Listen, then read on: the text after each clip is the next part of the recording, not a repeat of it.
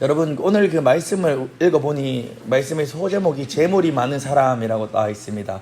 그리고 우리가 너무나도 잘 아는 말씀이죠. 낙타가 바늘기로 들어가는 것이 부자가 천국에 들어간 것보다 더 확률이 높다라고 하시는 그 말씀, 우리가 너무나도 잘 아는 말씀입니다. 여러분, 그렇다면 하나님께서는 그 기준점으로 봤을 때 평균 연봉이 한 얼마 이상은 천국에 못 가고 얼마 이하는 천국에 갈 수 있다고 정해 놓으셨다라고 생각을 하십니까? 그래서 또 그런 문제도 걸립니다. 나라마다 경제 수준이 다른데 우리나라에서는 좀 가난한 사람이라고 분류되는 사람이 저쪽에 이제 필리핀이나 이런 데 가면 되게 부자랄 거란 말이에요. 그러면 하나님은 전 세계로 봤을 때 어떠한 연소득이 기준점을 잡고 그 이상은 천국에 들어가고 그 이하는 못 간다라는 기준점을 주신 건지, 아니면은 좀 이제 대한민국이라는 땅에서 이렇게 평균치를 쳤을 때 한 연평균 연봉 한 5천 이상은 지옥, 4,900 이하, 그러니까 5천 미만은 천국, 이렇게 분류를 하시는 것인지 너무나도 좀 어려운 부분이 있습니다. 하나님께서 딱 그 연봉으로 이제, 아니면 생활 수준으로 예를 들어서 이제 소나타급 이하는 천국, 이제 에쿠스부터는 에쿠스 플러스 외제차는 지옥, 이렇게 딱 정해주시면 굉장히 우리가 신앙생활 하기 굉장히 편할 텐데, 맞죠? 딱 소나타 풀 옵션으로 땡겨서 사면 되는데, 맞죠? 그러면 소나타 풀 옵션으로 딱 사가지고 이렇게 타고 다니면서 이렇게 하면 될 텐데, 너무나도 어렵게 우리에게 말씀을 주시는 것 같습니다. 오늘 그 답을 찾으면서 하나님께서 진짜 원하시는 바가 무엇인지를 깨닫게 소망합니다. 예수님께서는 어린 아이들을 축복하신 후에 길을 나셨습니다. 근데 그때 한 사람이 또 달려와서 예수님께 무릎을 꿇고 앉았습니다. 그리고 그 청년, 그가 그 가슴 속에 품모았던 그간의 가장 큰 해결하고 싶었던 질문, 그것을 예수님께 고백합니다. 선한 선생님이여, 내가 과연 무엇을 하여야, 어떻게 하여야 영생을 얻을 수 있겠습니까? 예수님께서는 대답하셨습니다. 네가 계명을 잘 알지 않느냐? 살인하지 말라, 간음하지 말라, 도둑질하지 말라, 거짓 증언하지 말라, 속여 빼앗지 말라, 네 부모를 공경하라. 이 10계명에 나오는 거 딱 절반입니다. 신의한 부살간도 못하면서 뒤쪽이죠. 이 계명을 딱 말씀하시면서 이 계명을 잘 하니까 이걸 지켜라 라고 말씀을 하시는 것입니다. 즉 부자 청년의 질문 자체가 내가 무엇을 해야 내가 영생을 얻을 수 있겠습니까? 그래서 예수님, 네가 원래 잘 알고 배웠던 그 계명, 그걸 지켜라 라고 답을 주신 것입니다. 그런데 부자 청년이 대답을 이어갑니다. 선한 선생님이요, 이 계명들은 내가 어려서부터 지금까지 너무 잘 지켜왔나이다. 부자 청년은 어려서부터 이 계명을 지켰다라고 고백을 하는데, 아마도 그 유대 소년들이 독자적으로 계명을 지켜야 될 그 책임 있는 나이가 13살이라고 합니다. 그러니까 이 유대 청년은, 부자 청년은 한 13살부터는 배운 이 계명을 철저히 지켜왔던 것 같습니다. 말씀에서 떠오르는 사람이 한 사람이 있습니다. 그 사도 바울이 떠오릅니다. 사도 바울도 어려서부터 얼마나 율법을 철저히 지켜왔습니까? 이 부자 청년도 마치 그렇게 철저히 지켜왔습니다. 그런데 그때 예수께서는 단 한 가지가 부족하다 하시면서 더 요구를 하십니다. 네게 아직 한 가지 부족한 것이 있으니 네가 가서 있는 것을 다 팔아서 가난한 자들에게 주라. 그리하면 하늘에서 보화가 내게 있으리라. 그리고 와서 나를 따르라 라고 하시는 것입니다. 그때 부자 청년은 굉장히 재물이 많았습니다. 그래서 예수님의 그 명령에 순종하지 못하고 그 얘기를 듣고 슬픈 기색을 띠고 근심하면서 결국 예수님을 떠나가게 됩니다. 예수님의 말씀에 순종할 수 없었습니다. 저는 여기서 첫 번째 우리가 좀 보고 넘어가야 될 것은 우리 돈과 예수 그리스도를 좀 살펴보면 좋을 것 같습니다. 예수님께서는 일부러 이 부자 청년이 지키지 못할 것을 더 요구하셨던 것일까요? 아니면 율법을 지킬 것을 요구하시고 부자 청년이 그걸 다 지켰다고 하니까 더 높은 단계를 일부러 요구하셔서 이 부자 청년이 떨어지게 하신 걸까요? 아닙니다. 예수님은요, 부자 청년의 마음의 중심에 무엇이 들어있는지 누구보다도 잘 아셨습니다. 그래서 부자 청년이 그래도 진심으로 영생을 구하면서 예수님을 찾아온 그 마음도 너무나도 잘 알고 계십니다. 또 이 부자 청년이 어려서부터 율법을 잘 지켜왔다는 것도 예수님은 잘 알고 계십니다. 그래서 부자 청년을 바라볼 때 10장 21절 말씀 함께 읽어볼까요? 시작. 예수께서 그를 보시고 사랑하사 이르시되, 여기까지입니다. 예수께서 부자 청년을 바라볼 때 어떤 마음으로 바라보셨습니까? 그를 보시고 사랑하는 마음으로 바라보셨습니다. 그리고 부자 청년에게 한 가지 더 요구하신 것입니다. 근데 이 부자 청년의 마음속에는 예수님을 사랑하고 또 영생을 사모하는 마음이 있는 것은 사실인데, 예수님이 그 마음을 보호하니까 그것보다 더 큰 게 하나 있는 것입니다. 더 큰 것은 바로 돈을 사랑하는 그 마음이 있다는 것을 예수님이 잘 알고 계셨습니다. 그래서 그 부자 청년의 그 마음, 그 돈을 사랑하는 그 마음을 전곡을 찔러 깨우치고 싶으셨던 것입니다. 사실 그 부자 청년이요, 부자인 것이 죄가 되는 게 아닙니다. 부자인 것이 죄가 된다고 하면은 아까 얘기했던 것처럼 연봉 5천 이상은 천국 가고 5천 이상은 지옥 가고 5천 미만은 천국에 갑니까? 그렇지 않지 않습니까? 이 세상에서는 경제적으로 부유하지만 진짜 주를 위해서 사는 사람들도 꽤나 있지 않습니까? 우리가 그 과거 역사를 보더라도 경제적으로 넉넉함을 가지고 있지만 예수님을 부인하지 않고 이렇게 예수님을 버리지 않기 위해서 경제적 부유를 포기하고 핍박받는 사람들도 얼마나 많이 있었습니까? 그러면 우리는 하나 알 수 있는 것은 어떤 연봉의 수준으로 천국과 지옥이 나눠지는 것이 아니라는 사실은 우리가 잘 알겠습니다. 그러면 제가 성경으로 증거 한번 해보겠습니다.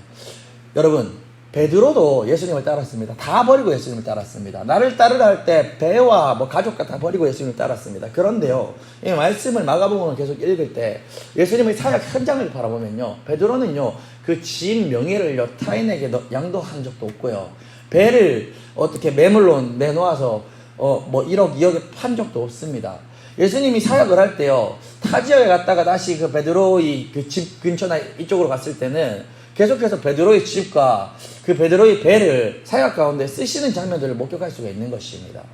그렇다는 것은 우리가 이 예수님의 말씀이 정말로 그 다 버리고 그 부자는 천국에 가기 힘들다는 이 말씀이 어떠한 진짜 재산의 딱 소득 수준, 그것을 딱 기준점을 잡고 이 이상은 힘들고 이 이상은 좀 쉽다, 이것이 아니라는 것을 알 수 있는 것입니다. 그러면 예수님은 무엇이냐? 베드로만 보다 알 수 있잖아요. 베드로는 그 순교할 때까지 배랑 집이 자기 가족들 명의로 있었는데 말이죠. 그건 안 맞잖아요, 앞뒤가.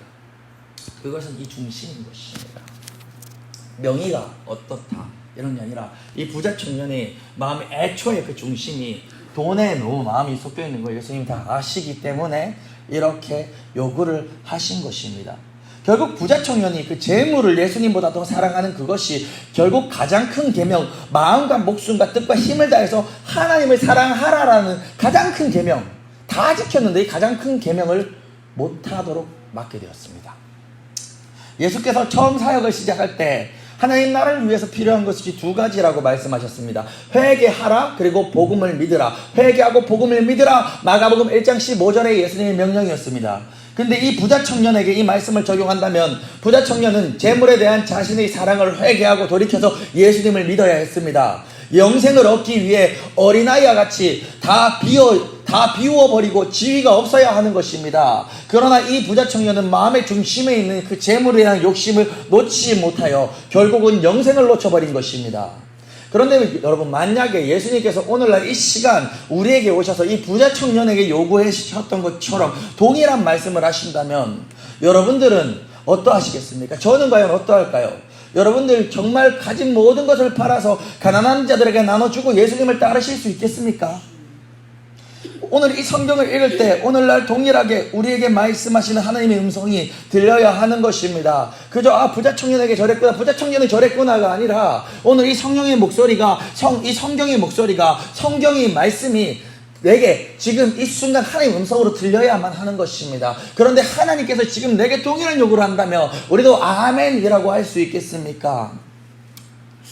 우리 모두가 아멘으로 순종하고 예수님 따르기를 간절히 소망합니다. 그리 되길 소망합니다. 그리고 우리가 꼭 기억해야 될 것은요, 이 말씀은 단지 돈에 관하여만 말씀하시는 것이 아니라는 사실입니다. 부자 청년이 내려놓지 못한 것이 돈, 재물이었다면 그 돈과 재물이 부자 청년에게 있어서 우상이었다는 것입니다. 그러면 이거는 누군가에게는 돈이 아니라 그것이 성공일 수도 있는 것입니다. 누군가에게는 명예일 수도 있는 것입니다. 누군가에게는 돈이 아니라 자녀일 수도 있는 것입니다. 누군가에게는 남편과 아내일 수도 있는 것입니다. 누군가에게는 안전과 평안일 수도 있는 것입니다. 우리에게 예수님보다 더 커서 예수님을 따르지 못하게 하는 모든 것을 바로 의미하는 것입니다. 이 시간 우리 주의 성령께서 아멘으로 준비된 자에게 조명하여 주시사 내 내면의 모든 우상을 소멸해 주시길 간절히 소원합니다. 아멘. 아멘. 저에게도 그런 역사가 일어나길 간절히 소망하고 주님 그렇게 해 주실 줄 믿습니다. 두 번째로 우리가 바라볼 것은 율법과 예수 그리스도입니다. 그런데 우리가 지난주 주일 말씀 기억나세요? 지난주 주일 말씀에 소제목이 10장 1절에 이혼에 대하여 가르치다 이거였잖아요. 그리고 어린아이 비유였고, 근데 제가 이 말씀을 결국 다 들어보니까 핵심은 이혼에 대해서 정말로 가르치려는 그 핵심이 아니라 그 율법을 자기 마음대로 남용하는 바리새인들을 지적하시면서 어린아이 같아야 된다라는 게 오히려 핵심이라고 말씀을 드렸잖아요. 오늘도 그런 비밀이 숨어 있어요, 이 말씀에. 이것은 정말 재물에 대해서 완벽하게 다 가르쳐 주시려고 지금 이 가르침을 시작하신 거라기보다는 그 안에 숨어있는 더 큰 뜻이 있는 걸 우리는 발견해야 되는 것입니다. 재물에 대해서만 말씀을 하신다면 또 가지고 와서 비교해야 될 말씀이 너무나도 많아요. 성경에는 또 부자로서 살다가 그 주님을 잘 섬기고 또 천국 간 인물들이 얼마나 많습니까? 물론 신약과 구약에는 또 그 기준점이 또 다를 수 있겠지만, 구약에 뭐 아브라함, 뭐 모세, 이삭, 야곱 다 부자 아니었습니까? 예. 그리고 베드로도요, 지금 그 경제 수준으로 치면요, 서민 아닙니다. 자기 배 소유하고 베드로 생가도 그 이스라엘 가보면은 땅이 크단 말이에요. 그리고 배를 소유하고 그 갈릴리 바다의 어업에 종수할 수 있는 것 자체가 그냥 배에서 그냥 노동하는 노동자 수준이 아니라 배의 소유권을 가지고 있고 배의 선장쯤 되는, 지금으로 치면은 그래도 꽤 중산층입니다. 그렇기 때문에 이 말씀이 더욱더 예수께서 원하시는 핵심이 있는데 그것이 무엇인지 한번 함께 살펴보기를 소망합니다. 그렇게 부자 청년이 예수님의 말씀에 아멘하지 못하고 떠나버렸습니다. 재물을 포기하지 못해서 떠나버렸습니다. 그 떠나간 후에 예수께서 제자들을 둘러보십니다. 그러면서 이어서 제자들에게 가르쳐 주십니다. 재물이 있는 자는 하나님의 나라에 들어가기가 심히 어렵도다. 그 말씀을 들었던 제자들은 굉장히 놀랐습니다. 왜냐하면 이 당시에 제자들이 생각 속에서도 부자라는 것 자체가 그래도 하나님의 저주를 받은 사람이라기보다는 하나님의 축복을 받았던 사람으로 인지하고 있었습니다. 지금도 그렇잖아요. 교회를 다니면서 우리가 아이고 저 장로님 가정은 참 복받았어, 이렇게 떠올리는, 지금 누구 한번 떠올려보세요. 지금까지 교회 생활, 신앙생활 하면서 야, 저 집안은 참 복받았어. 그 집안을 지금 각자 다르겠죠. 다 떠올려보세요. 그 집안이 어떤 집안인지 한번 딱 생각해보시면요, 그냥 뭐 뻔하죠. 자식들 속 안 새기고 어느 정도 그냥 착실하게 바르게 잘 자라고 큰 사고 없고 큰 이렇게 죽을 병 없고 그냥 편안하고, 또 꼭 들어가는 포인트가 뭡니까? 경제적으로 너무 어려워가지고 남들 보기에 막 빌빌거리고 사는 게 아니라 겨울 때도 좀 깔쌈하게 있고 이렇게 경제적으로도 그래도 조금 여유 부리면서 살 수 있고, 우리가 다 그렇게 생각 가지고 있잖아요. 성경 이야기 그 옛날 이야기, 남 이야기입니까? 우리가 그냥 저 사람 복 받았다 하면은 야, 진짜 가난에 찌들어 사는 사람 보고 복 받았다는 얘기 잘 안 하잖아요. 똑같습니다. 이때도요, 부자라는 것 자체가 그래도 하나님의 저주보다는 축복을 받은 사람으로 인지되었기 때문에 그래서 제자들이 굉장히 놀랐던 것입니다. 예수님의 가르침이. 그런데 예수님께서는 오히려 이 부자가 천국에 들어가기가 훨씬 더 어렵다라고 말씀을 하시니까 제자들은 이때까지 자기들이 생각하고 있었던 거하고 완전히 뒤집어지는 거니까 놀랄 수밖에 없는 것입니다. 그런데 예수님께서는 말씀을 이어하십니다. 얘들아, 하나님 나라에 들어가기가 얼마나 어려운지 아니? 낙타가 바늘귀로 나가는 것이 부자가 하나님의 나라에 들어가는 것보다 더 쉬우니라. 이렇게 이어서 말씀하시는 것입니다. 여러분, 낙타가 바늘귀로 나가는 것이 가능한 일입니까? 여기서 제가 한번 체크를 하고 넘어가는 게 있는데, 이 부분의 설교를 여러분들이 많이 신앙생활을, 오랜 생활을 저보다 훨씬 오래 하셨기 때문에 다 들어보셨잖아요. 근데 이렇게 해석하는 거 들어보셨어요? 이 바늘귀라는 것이 우리가 뜨개질할 때 이 바늘이 아니라 예루살렘 성에는 정문이 아니라 어떤 좀 쪽문 같은 게 있는데 그 문을 바늘귀라고 부른다라고 해석을 하는 해석도 있어요. 그 얘기 들어보셨죠? 예, 근데 그거는 이 문맥의 흐름을 이해하지 못하고 하는 해석이고, 주석서를 살펴봐도 그 해석은 사실 주 해석은 아닙니다. 근데 그 해석을 왜 자꾸 그 해석을 들먹이냐? 그냥 단순하죠. 왜? 교회 다니면서 부자로 사는 거를 같이 안 느끼고 살고 싶으니까 자꾸 이 해석을 자기 입맛에 맞게 편하게 좀 끌어가는 거예요. 그 해석은 잊어버리시길 소원합니다. 예, 근데 또 부자로 잘 살 수 있어요. 그래도 안 찔려요, 이 말씀. 안 찔리게 해드리겠습니다. 이 말씀의 핵심을 알고 넘어가시면 됩니다. 그 해석은, 제가 여러 번의 책을 봐도 그 해석은 주 해석도 아니고요. 그렇지만 목회하는 입장에서, 목사님 입장에서 이렇게 좀 양심의 가치가 안 느끼고 부자들 신앙생활 잘 하기 위해서 그 해석이 아주 좀 입맛에 잘 맞거든요. 그 해석은, 좀 아니라고 저는 말씀드리고 싶습니다. 이 바늘귀는요, 그냥 바늘귀 맞습니다. 너무 복잡하게 생각하지 마세요. 실을 넣는 그 바늘이요. 그러면 낙타는 어떤 것이냐? 이 당시에 이 사람들이 현실 속에서 볼 수 있는 가장 큰 동물이 낙타예요. 강아지도 있고 고양이도 있고 토끼도 있는데, 토끼도 바늘귀 못 통과하는데 이 사람들이 볼 수 있는 가장 큰 동물은 낙타라는 것입니다. 그러니까 지금 제가 봤던 가장 큰 동물은 코끼리거든요. 지금으로 얘기하면 코끼리가 반직 구멍을 통과하는 것이 부자가 천국 가는 것보다 더 어렵다, 이거랑 똑같은 거예요. 그건 맞습니다. 이 말이 무엇이냐? 불가능하다는 것입니다. 절대 불가능하다는 것입니다. 못한다는 것입니다. 그때 제자들은 너무 놀랐습니다. 다시 놀랐다는 표현을 쓰고 있는 것입니다. 그래서 예수님께 질문을 드립니다. 예수님, 그러면 과연 누가 구원을 얻을 수 있습니까? 그때 예수께서도 대답하십니다. 우리 이 대답만 있으면 됩니다. 저는 이 마가복음 10장을 그냥 가장 핵심이 뭐냐고 생각하면 바로 예수님의 이 대답입니다. 제가 기도할 때 가장 많이 하는 고백이기도 합니다. 사람으로서는 할 수 없으되 하나님으로서는 그렇지 아니하니 하나님으로는 다 하실 수 있느니라. 아멘. 저는 기도할 때 이 고백을 정말로 많이 합니다. 어떻게 하냐고요? 이렇게 풀로는 못하고요. 너무 길어서. 사람으로서는 할 수 없으되 하나님으로서는 하실 수 있으십니다 라는 고백을 저희 믿음 없음에 비추어 보아 제가 기도할 때 가장 많이 뱉는 고백 중에 하나입니다. 이 고백만 있으면 되는 것입니다. 결국 답은 예수님의 대답에 있는 것입니다. 부자가 천국에 가는 것 불가능합니다. 그러면 반대로 거지는 천국에 쉽게 갈 수 있습니까? 아니요, 그것도 불가능합니다.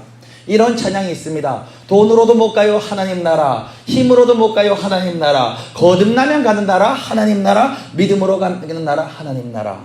이 옛날 찬양들이, 옛날 그 찬양들이 정말로 이 성경적인 찬양들이 참 너무 많아요. 요즘엔 거진다 찬양들 CCM 보면 요즘 만들어내는 게 다 주여 나는 연약하고 어쩌고 저쩌고 나는 힘들고 나는 지치고 좀 손 좀 잡아달라 그러고, 옛날의 찬양들은 좀 단순하지만 아주 성경적인 것들이 많아요. 정답은요, 사람으로서는 모두가 불가능하다는 것입니다. 그러나 하나님께서는 불가능을 가능케 하시는 분이고 하나님이시면 다 하실 수 있다는 것입니다.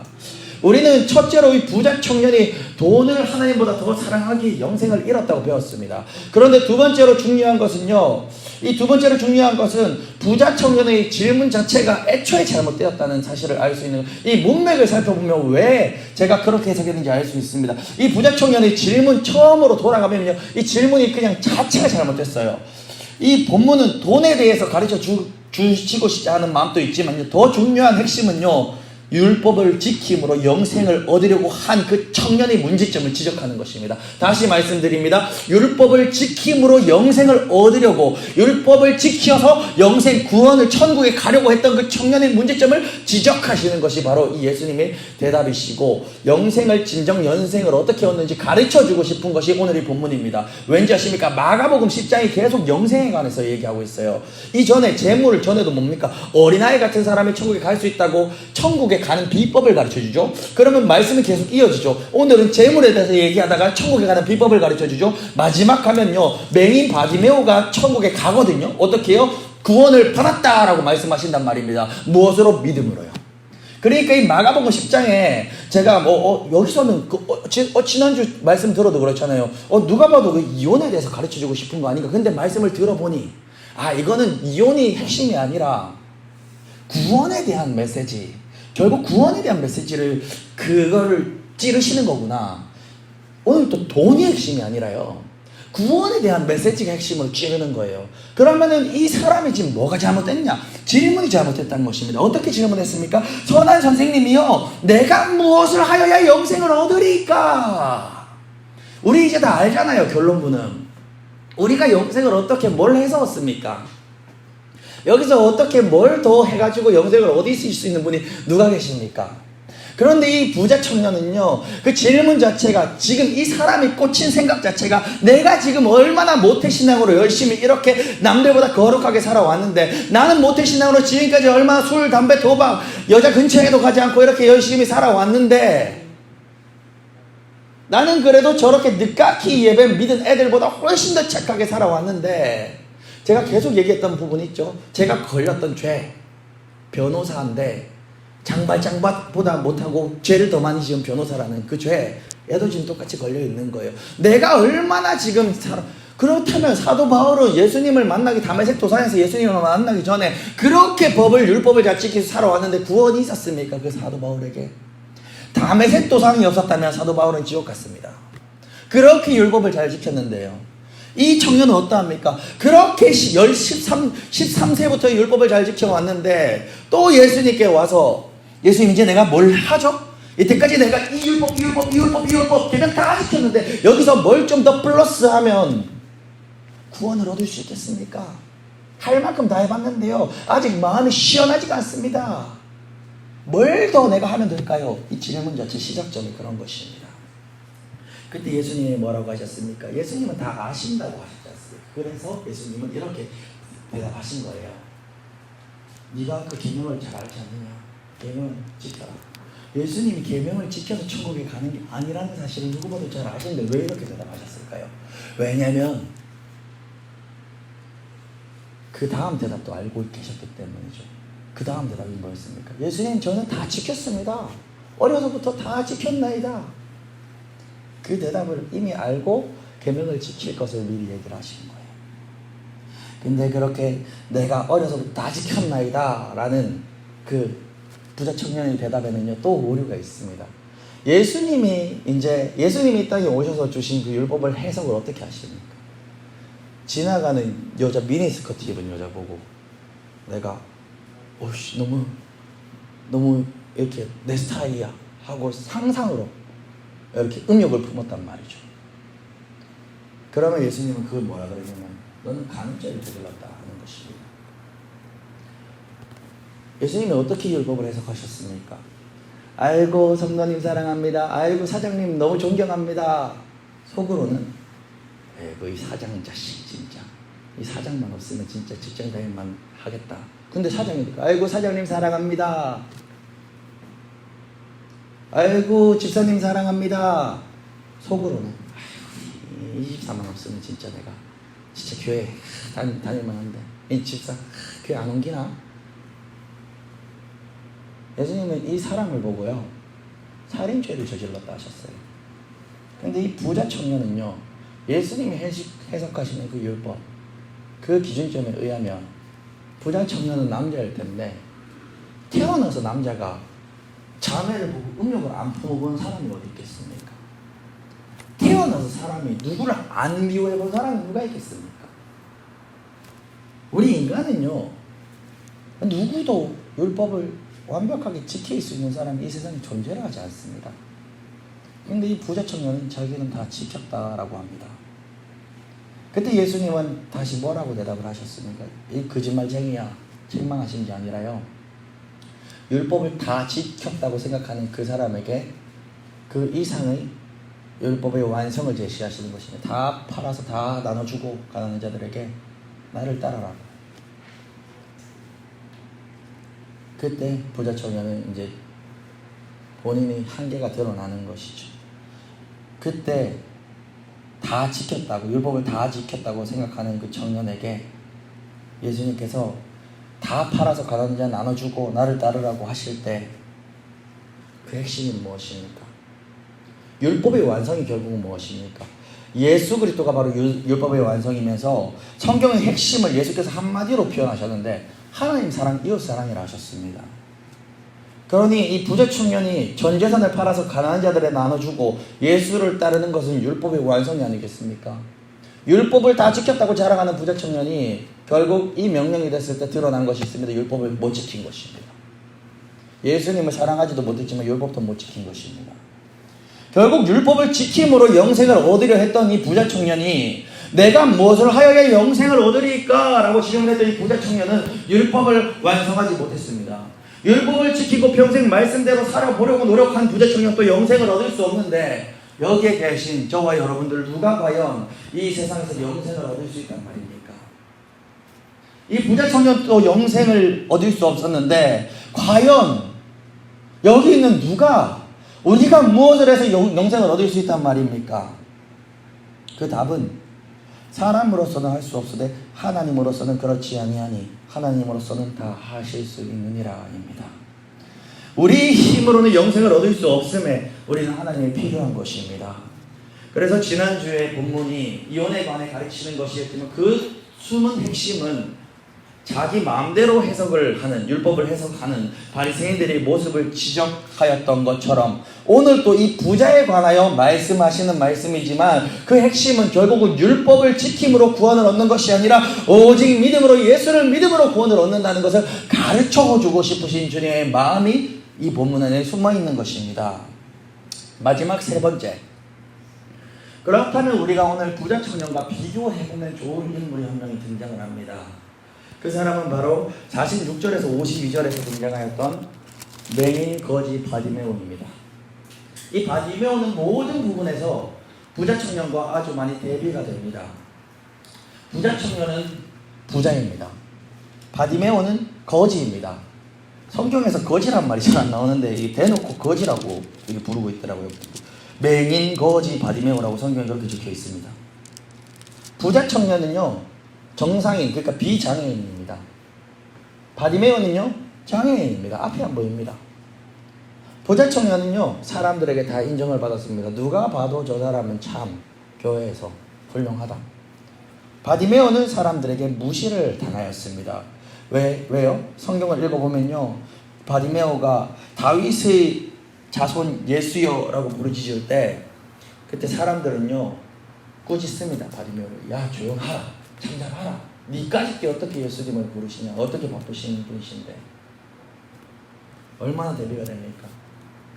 그런데 이렇게 대비되는 두 인물이 예수님을 바라보는 시선이 다르다는 것을 우리는 볼 수 있습니다. 부자 청년은요 예수님을 찾아서 뭐라고 부릅니까?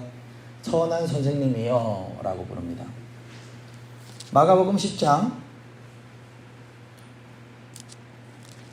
17절에 선한 선생님이여 내가 무엇을 하여야 영생을 얻으리까? 그때 18절에 예수님이 좀 뜬금없는 얘기를 합니다. 문맥과 상관없는. 예수께서 이르시되 네가 어찌하여 나를 선하다고 일컫느냐? 하나님 한 분 외에는 선한 이가 없느니라. 그 다음에 네가 계명을 안 하니. 그러니까 지금 18절은요 성경에서 이 18절을 빼버려도 성경을 읽는데 전혀 문제가 없습니다. 해석하는데 문제가 없습니다. 그러면 이 18절이 무슨 얘기냐? 저는 이 18절의 이 뜬금없는 얘기 같은 이 얘기가 이 부자 청년이 예수님을 바라보는 이 호칭에서 어떠한 문제점이 있기 때문에 예수님이 네가 어떻게 나를 선하다고 일컫느냐. 왜냐? 걔가 부자 청년이 선한 선생님이여라고 불렀잖아요. 그때 예수님은 뭔가 오류가 있으니까 그 호칭에 네가 어떻게 나를 선하다고 하느냐라고 그 대답, 그 호칭에 그 부름에 기쁨으로 대답한 것보다는 한번 태클을 거신 거죠. 네가 어떻게 나를 선하다고 하느냐. 하나님 한 분 외에는 선한 이가 없느니라. 근데 예수님은 하나님 아들인데요. 그래서 이 부분을 해석을 저도 잘 할 수는 없지만 주석서에서도 이렇게 뭐 잘 나와 있진 않아요. 이 부분은. 그런데 확실한 것은 이 청년의 호칭에 이 호칭은 무엇을 얘기합니까? 그 사람을 바라보고 있는 모습에 문제가 있다는 것입니다. 근데 제가 왜 바디메오랑 비교를 하냐면 바디메오는 예수님이 지나가실 때 다윗의 자손 예수여 라고 부르셨습니다. 2번이나요. 바디메오의 이 고백은요 보이지도 않아서 예수님이 어디 있는지도 모르면 사람들이 예수님 지나가신다니까 그 소리에 다윗의 자손 예수여 하는 이 부르짖음은 단순히 예수님이 다윗의 혈통이라는 게 아닙니다. 이 고백은요 예수님이 결국 메시아이심을 고백하는 칭호가 바로 다윗의 자손 예수라는 고백입니다. 뭐 사실 저 이스라엘 유대인들 중에 다윗의 혈통으로 안 난 사람이 또 누가 있겠습니까? 그런데 굳이 다윗의 자손 예수여, 다윗이 누구입니까? 여전히 이스라엘 가장 좋은 병을 먹는 왕. 이 어려운 이 시대 가운데 이스라엘을 구원할 장차올 메시아. 다윗은 이미 죽고 없잖아요. 그 오실 메시아를 고대하며 부르는 호칭이 바로 다윗의 자손 예수여라는 호칭입니다. 저는 이 두 사람의 호칭에 주목하길 원합니다. 여러분은 예수님을 어떻게 부르십니까? 선한 선생님이요? 아니면 다윗의 자손 예수요? 그때 바디메오의 외침을 들으시고 예수님께서는요, 가는 길을 멈추십니다. 그리고 사람들에게 바디메오를 내게 불러오라, 이렇게 말씀을 하십니다. 그때 바디메오는 사람들이 예수님께서 바디메오를 찾으신다는 얘기를 듣고요, 앞도 안 보이는 녀석이 예수님의 목소리가 들리는 방향을 향해서요, 거지라고 표현했잖아요. 그 거지한테 가장 중요한 추위와 햇빛을 피할 수 있는 집도 절도 없는 거지한테 가장 중요한, 거지한테 집이 옷 아니겠습니까? 그 고도까지 내버린 채 한 번도 만나본 적이 없는 예수님. 저 예수님이 나에게 안수하셨을 때 나을지 안 나을지, 안 나았는데 겉옷 버리고 뛰어갔다가 안 나왔다 겉옷도 없이 눈도 안 보이고 집에 돌아가면 얼마나 슬프겠습니까? 여러분 예배 드릴 때 그런, 안수 받을 때 그런 마음 있지 않습니까? 바디메오는 그런 마음 없었습니다. 겉옷이고 뭐고 다 필요 없었습니다. 한 번도 못 본 예수님이지만 저분이 안수했을 때 나을지 안 나을지도 몰랐지만 바디메오의 마음을 보아하니 200% 믿음이 있었습니다. 예수님이 믿음보다 바디메오의 믿음이 더 컸습니다. 그렇게 가장 소중한 겉옷조차 챙기지 않고 예수님께 달려갔습니다. 그런데 또 이 바디메오의 모습을 보면 떠오르는 사람이 누가 있습니까? 부자 청년이죠. 부자 청년은 자기 걸 못 버려서 예수님의 영생을 잃었는데, 바디메오는 자기 걸 다 버리고 예수님께 쫓아갔으니까 이 얼마나 대비가 됩니까?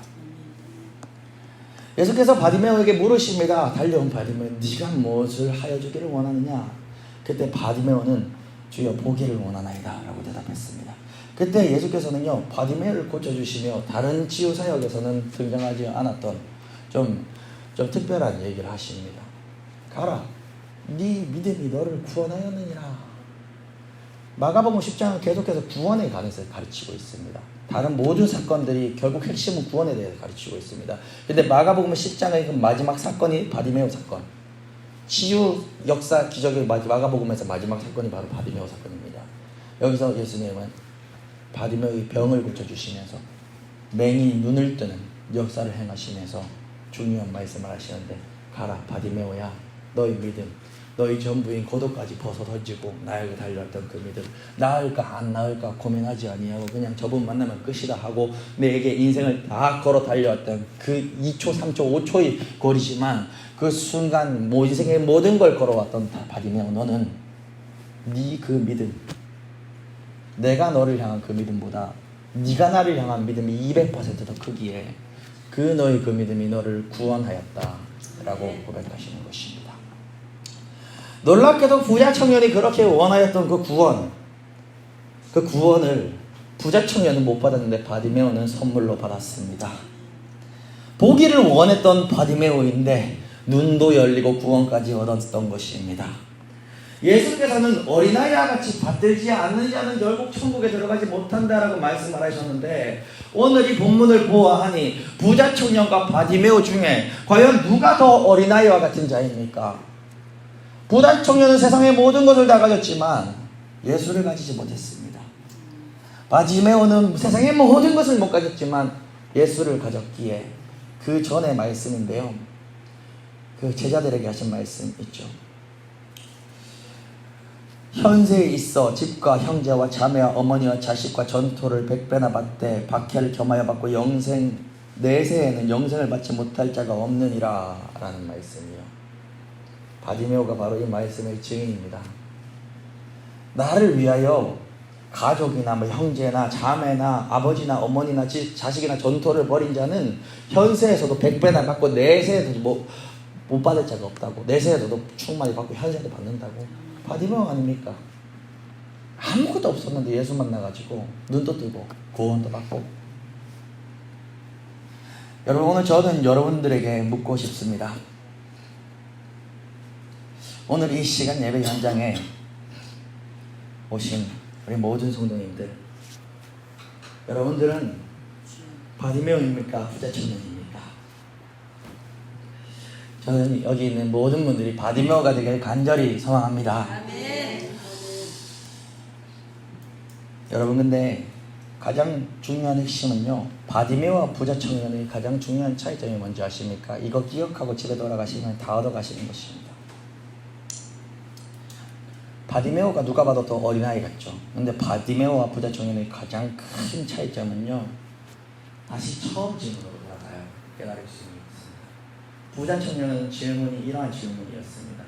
내가 무엇을 하여야 영생을 얻으리까? 라는 이 질문을 가지고 예수님을 찾아왔습니다. 바디메오는요, 그 질문 계속 제가 비교를 하고 있어요. 바디메오는 어떤 질문을 가지고 예수님을 찾아왔을까요?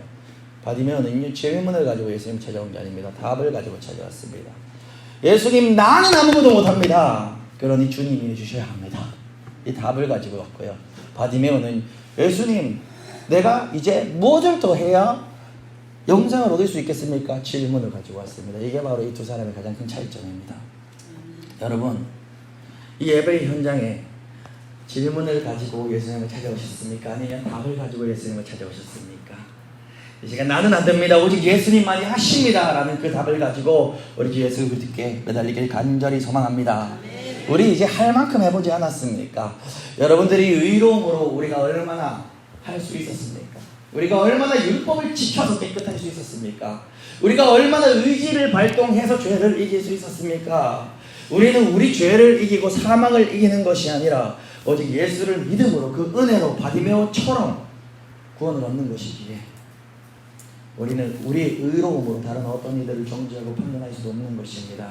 그래서 결국은 우리는 어린아이와 같이 천국을 그냥 받들기만 하면 되는 것입니다. 과연 누가 영생을 얻을 수 있단 말입니까? 여러분, 우리 인간으로서는 할 수 없으되 하나님으로서는 다 하실 수 있으십니다. 오늘 이 시간 이제 기도 이제 하실 때 이 고백이 우리 지금 기도할 때 고백이 되기 소망합니다. 나는 안 됩니다. 오직 예수님만 하십니다. 바디메오의 응답을 기도를 들으십니다. 제가 지금 개척을 해서 지금 교회에서 혼자 있는 상황이죠. 근데 여러분들에게 몇 번 말씀드렸다시피 영적으로는 제가 지금 그 사역 8년차 중에 가장 힘든 순간을 지금 보내고 있고, 지금은 뭐 그냥 버티기가 힘들어요. 버티기가. 근데 오늘 말씀으로, 늘 말씀으로 위로해 주십니다. 바디메오를 보여주십니다. 여러분 어떠하십니까? 근데 있잖아요, 제가 동역자들하고 이렇게 통화를 하면서 이렇게 돌아갔어요. 그렇다면 왜 질문을 해야 되겠죠? 하나님, 내가 개척해서 홀로 지하 구석에 처박혀 있는 게 내 교만과 내 의 때문입니까? 내 실수였습니까? 좀 더 이렇게 부교육자로서 훈련을 받고 딱 겸손하게 잠잠히 훈련받다가 때가 되면 청빙을 받아 이렇게 목회를 하는 게, 그게 누가 봐도 수월한 길인데, 여기 딱 처음 뭔가 소망을 가지고 딱 했는데 잘 팍 돼야 되는데, 야, 이거 몇 년 동안 했을지도 모르고, 이거 저희 만용과 저 교만과 완악함입니까, 주님? 그렇다면 바로 무릎 꿇고 회개하고 다시 지어서 써야죠, 예수님. 이렇게 질문을 하게 되죠. 그렇다면 저희 지금 이 그 영적 우울함과 이 고통과 아무리 기도해도 주님이 대답하시지 않는 것 같은 이것은 어떻게 해석할 수 있는 것입니까, 예수님? 이러한 질문도 우리 인생 살면서 있잖아요. 우리 성도님들도 저랑 이유는 다르겠지만 그러한 질문들 있잖아요. 기도하면서 왔는데 이 고통과 이 상황이 기도 충분히 그러니까 뭐 늘 더 부족하지만 할 수 있는 한에서는 그래도 막 우리가 막 감정으로 결정하는 게 아니라 왔는데 이 고통 어떻게 해석하실 건가요? 그러면서 동역자들과 통화를 하는데 지난 시간들을 돌아보니 이렇게 매 때마다 매 년마다 너 혼자가 아니야 라고 하시면서 하나님께서 스승 같은 사람들을 계속 주시셨어요. 스승 목사님 만나서 훈련받고 또 부관 가가지고 또 너무너무 큰 사랑, 누구보다 큰 사랑 받고 너무너무 행복하게 시작돼요. 그 다음에 부강을 마치고는 세상이나 연세중앙교회 갈 줄 누가 알았겠습니까? 윤석전 목사님 밑에서 훈련 받아볼 줄 누가 알았겠어요? 그 과정도 하나님이 허락하신 과정이었는데, 그다음 미국에 갔는데 미국에서도 조영기 목사님 그 밑에 있었던 목사님을 만나가지고 짧은 시간이지만 거기서도 또 어떠한 깨달음을 주시고, 야, 하나님께서 그냥 한 해도 그냥 나를 혼자 처박아 두시질 않네. 그 다음에 또 성격이 뭐 같아가지고 제가 또 어디서 잘 못 있고 포곡에 사역을 하는데, 야, 거기서 돌이켜보니까 사역 현장 가운데 무능하고 나는 이때까지 한 번도 역사를 본 적이, 늘 스승이나 대단한 목사님 옆에서 뭐 그 목사님들 하는 거 옆에서 구경이나 했지, 저는 태어나서 누구를 고쳐본 적도 없고, 나도 내 몸이 지금 석자한다. 내 몸이 한 번씩 피부병 간지러움 올라오면 병원에 막 10번씩 가고 막 그러는데, 기도해도 안 낫던데요. 뭐 지금 믿음 없는 소리 하는 게 아니고요, 제가 그랬다고요. 누구를 한 번도 고쳐본 적이 없단 말이에요.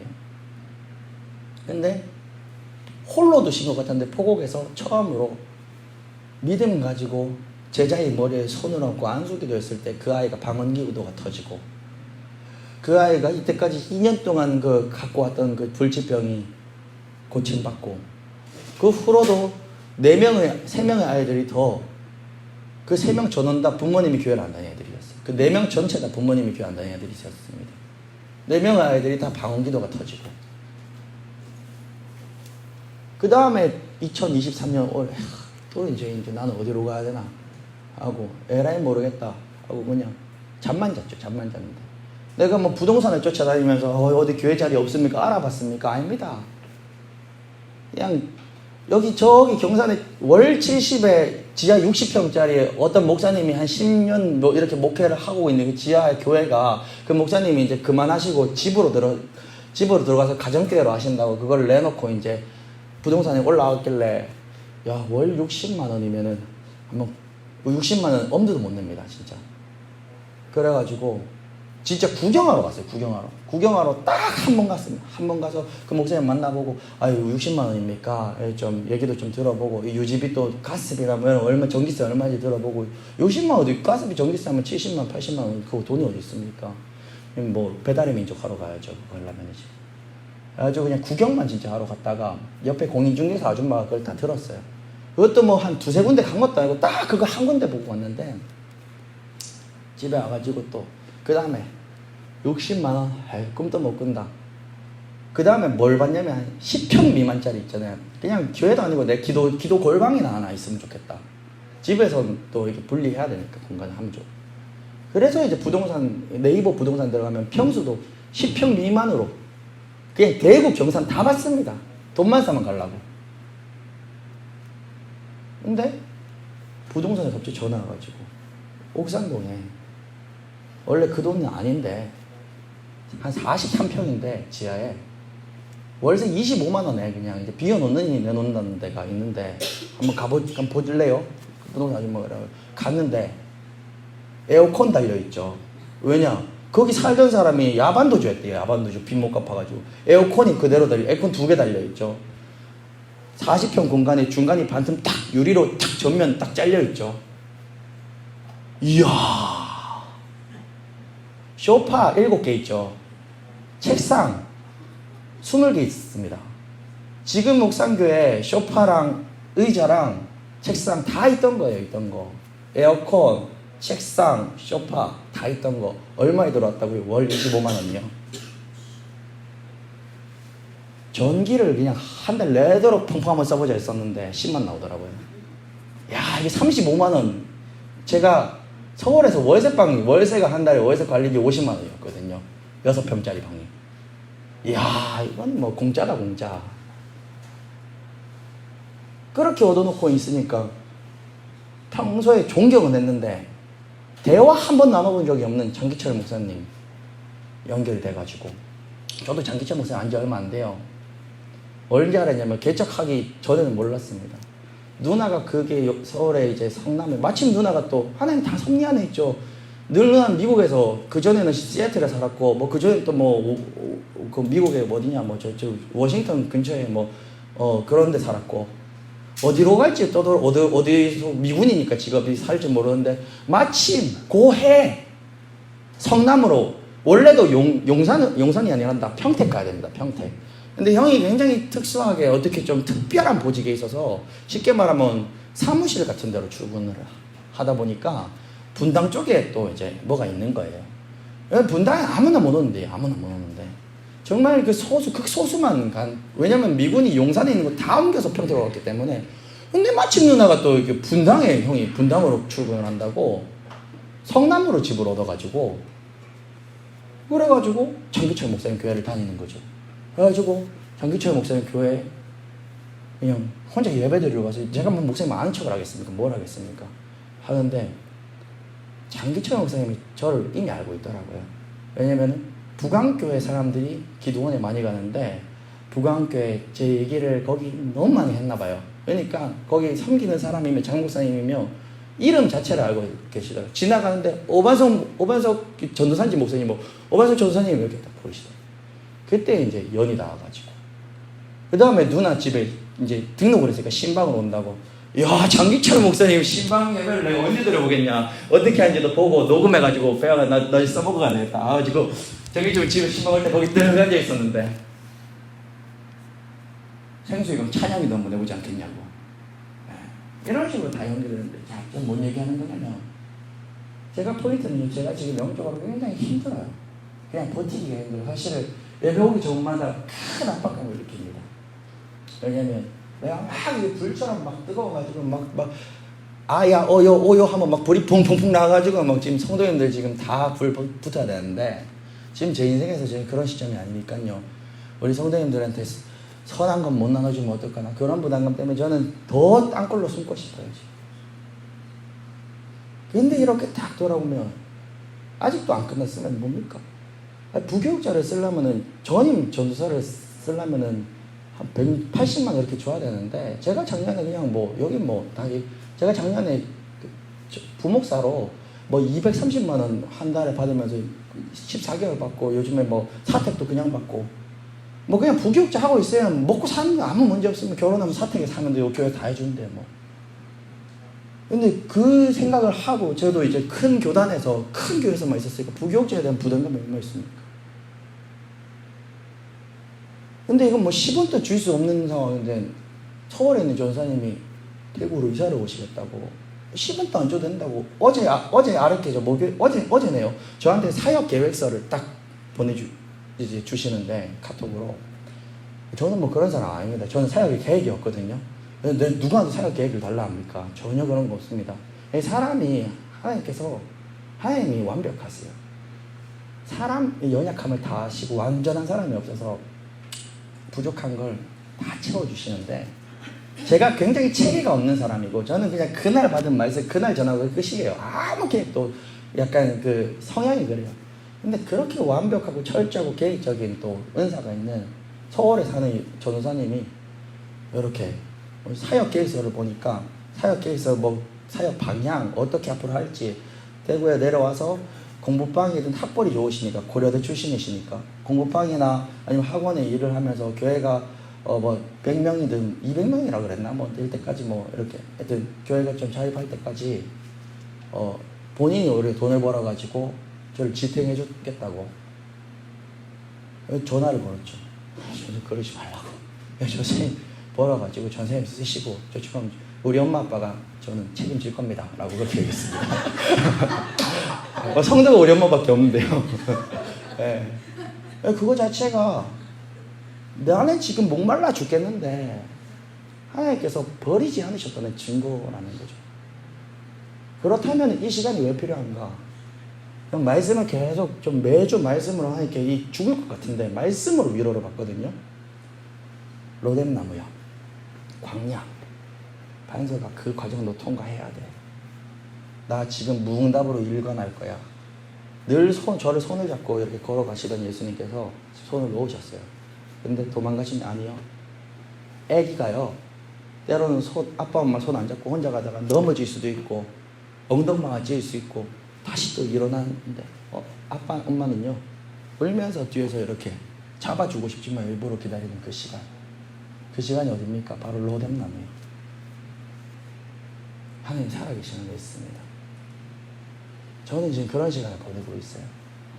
우리 성도님들도 인생에 있어서 어떠한 아무리 기도해도 응답이 들려지지 않는 것 같은 그런 사막과 같은 곳에 계신 분 안 계십니까?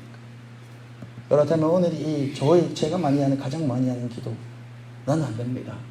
오직 예수님만 하십니다. 사람으로서는 할 수 없거니와 하나님으로서는 다 하십니다. 이 고백을 올려드리기 소망합니다. 저는 확신합니다. 이 시간 하나님께서 붙잡아 주실 것을요. 왜냐면요, 하나님께서 죽지 말라고. 저기 앉아있는 청년 저 청년이 그 5년 6년 동안 지하 그 자동차에서 부르짖어들어가는 청년이었어요.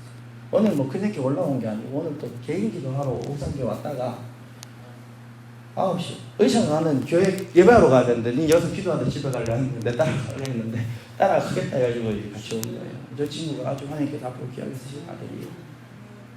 저런 아이들을 통해서 잠자고 있는 저를 계속 흔들어 주세요. 너 죽지 마. 지금 너한테 달려있는 영혼이 누군지 알아? 널 통해서 지금 키워야 되는 애들이 누군지 알아? 그러니까 나 혼자면은요 죽을 것도 못 죽겠다. 저는 요즘에 가장 많이 배운 게 뭔지 아세요? 왜 교회가 교회인지 엄청나게 배워요. 정말 죽었다 깨나도 하나님께 감사하는 것은요, 이 시간이 왜 필요한지 이제 완전히 알겠어요. 왠지 아십니까? 만약에요 제가 그렇게 개척을 해서 어떠한 누구의 도움, 외로움, 고독 이거 아무것도 안 느끼고 됐잖아요. JMS 저리 가라 할 겁니다. 아마 10년 20년 후에. 왜? 내가 했는데. 이거 내 교회인데 여기 이 교회 다 나 때문에 오는 성도들인데 제왕 안 되겠습니까? 저 이제 철저히 느낍니다. 하나님 안 보내주시면 단 한 명도 있을 수도 없고, 하나님 안 보내주시면 나 목회 못합니다. 하나님 안 보내주시면 목회. 왜냐면 돕는 손길들 영적으로 다운될 것 같을 때마다 또 2주에 한 번꼴로 전기철 목사님 그거 가야 되니까 저 그때 어떤 마음으로 찬양 쓴 줄 아세요? 진짜 똥줄 타는데요. 오 주님 저 일주일 동안 엉망으로 살았는데 여기 또 다 기도하는 사람들 오는데 또 우리 장 목사님이 저를 또 이뻐해 주시고 특별히 사랑해 주셔가지고 이때까지 그 차양이들 아무도 안 세워줬다는데 이렇게 거기 부교자 말고는 세워줬는데 내가 이게 또 섰다가 오히려 장 목사님 차양이도 안 하는 이만 못하듯이 성도들한테 힘 못 주고 괜히 오히려 좀 더 우울하게 좀 다운시키면 어떡합니까? 하나님 제가 이 기도합니다. 하나님 저 보지 마시고 거기 오는 성도들이랑 장 목사님 보시고 은혜달라고. 정말 그렇게 막 기도. 근데 그렇게 기도하고 똥줄이 타면서 가니까요 이렇게 또 그 이틀이 제가 회복되는 시간이에요. 그래서 그러한 사람들 있잖아요. 교회를 이뤄갈 때 함께 붙여주는 사람들, 그 사람들 때문에 목사도 있을 수 있구나라는 것을 뼈저리게 느끼는데 이 시간이 없었다라면 생각해보면 저 정말로 버림받았을 것 같더라고요. 그래서 이 시간 말씀 또 넘어지면 또 말씀으로 또 위로 안 받고 바디메오로 위로받고 이렇게 나아가는 것입니다. 이것이 우리 삶이 되길 간절히 소망합니다.